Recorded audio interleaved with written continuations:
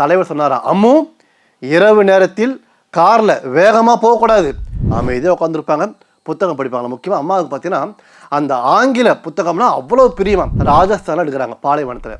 புரட்சி தலைவி அம்மாவுக்கு எந்தவித பாதிப்பு ஏற்பட்டு விடக்கூடாது என்பதற்காக தலைவர் பார்த்தீங்கன்னா கண்ணும் கருத்துமாக பார்க்குறாரு. புரட்சி தலைவர் இவரோடு 28 படம் நடித்த ஒரே கதாநாயகி புரட்சி தலைவி அம்மா அவங்க தான். அந்த வகையில் அடிமை பெண் படம் மிகப்பெரிய வெற்றி. இந்த படம் பார்த்தீங்கன்னா சில காட்சிகள் ராஜஸ்தானில் எடுக்கிறாங்க பாலைவனத்தில். அப்பொழுது பார்த்தீங்கன்னா அந்த காட்சியெல்லாம் முடியுது. புரட்சி தலைவி அம்மாவுக்கு எந்தவித பாதிப்பு ஏற்பட்டு விடக்கூடாது என்பதற்காக தலைவர் பார்த்தீங்கன்னா கண்ணும் கருத்துமாக பார்க்குறாரு. அடுத்து சில காட்சி பார்த்தீங்கன்னா ஒகேனக்கல்ல எடுக்க போகிறாங்க. அப்பொழுது புரட்சி தலைவி அம்மா என்ன பண்ணுறாங்க, அவங்களுடைய தெய்வ தாய் சந்தியா அம்மா கூட காரில் போகலான்னு பிளான் பண்ணுறாங்க. தலைவர் என்ன பண்ணுறாரு, ஃபோன் பண்ணி இங்கே பாருங்கள் எல்லோரும் ராமாவை வந்து விடுங்க, நம்ம எல்லோருமே ஒன்றா போகலாம் அப்படின்றார். எங்கே? ஒகேனக்கலுக்கு. எதற்காக? ஷூட்டிங்காக. புரட்சி தலைவி அம்மா அவங்களுடைய அம்மா தெய்வத்தாய் சந்தியா அம்மா 2 பேரும் ஒரு காரில் போகிறாங்க. கார் டிரைவரோட, தலைவருடைய கார் முன்னாடி போயிட்டே இருக்கு.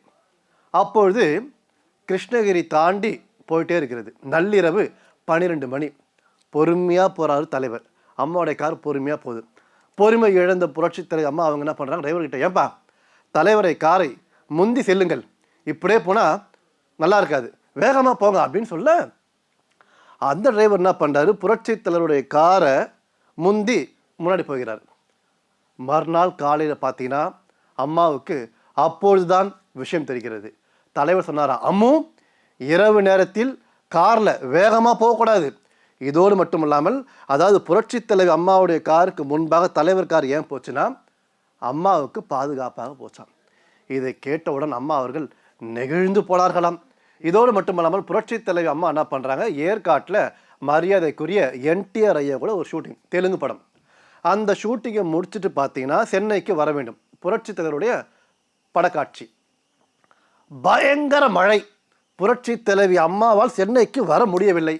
உளுந்தூர்பேட்டை விழுப்புரம் நடுவில் பார்த்தீங்கன்னா ஒரு பாலம் உடைந்து விட்டது. தலைவர் என்ன பண்ணுறாரு, அம்முவை காணுமே, அதாவது புரட்சி தலைவி அம்மாவை காணும் சொல்லிட்டு ஒரு கார் அனுப்புகிறாரு. அந்த காரும் பார்த்தீங்கன்னா அந்த உளுந்தூர்பேட்டையில் போக முடியல, பாலம் உடைந்து விட்டது. கடுமையான போக்குவரத்து நெருக்கடி. அம்மா அவங்க என்ன பண்ணுறாங்க, யோசிக்கிறாங்க. சரி சொல்லிட்டு அங்கேருந்து என்ன பண்ணுறாங்க, அப்படியே சேலத்துக்கு போயிட்டு ரயிலை பிடிச்சி சென்னைக்கு போனாங்களாம். புரட்சி தலைவி ஷூட்டிங் வந்த பிற்பாடு தான் தலைவருக்கு நிம்மதி பெருமூச்சு விட்டாராம். மக்கள் திலகம் புரட்சி தலைவி ஜோடியாக நடித்த 1901 அம்மா நடித்த முதல் காட்சி பார்த்தீங்கன்னா நானமோ இந்த காட்சி தான். இந்த பாடலாம் ஷூட்டிங். அம்மாவுக்கு ஒரு தயக்கம். தலைவர் தான் பிற்பாடு அந்த காட்சியை சொல்லிக் கொடுத்தாராம். சிறப்பாக முடிஞ்சது. புரட்சி தலைவியை பொறுத்த வரைக்கும் ஷூட்டிங் ஸ்பாட்டை தேவையில்லாமல் பேச மாட்டாங்க, யாருக்கிட்டையும் போய் சிரிக்க மாட்டாங்க, அமைதியாக உட்காந்துருப்பாங்க, புத்தகம் படிப்பாங்க. முக்கியமாக அம்மாவுக்கு பார்த்தீங்கன்னா அந்த ஆங்கில புத்தகம்னா அவ்வளோ பிரியமாக. அதற்காகவே புரட்சி தலைவி அம்மா என்ன பண்ணுவாங்கன்னா, சென்னையில் இல்லை வெளியூரில் எங்கேயாவது போகும்போது தேடி பிடித்து அந்த புத்தகங்களை வாங்கி கொண்டு வருவாராம்.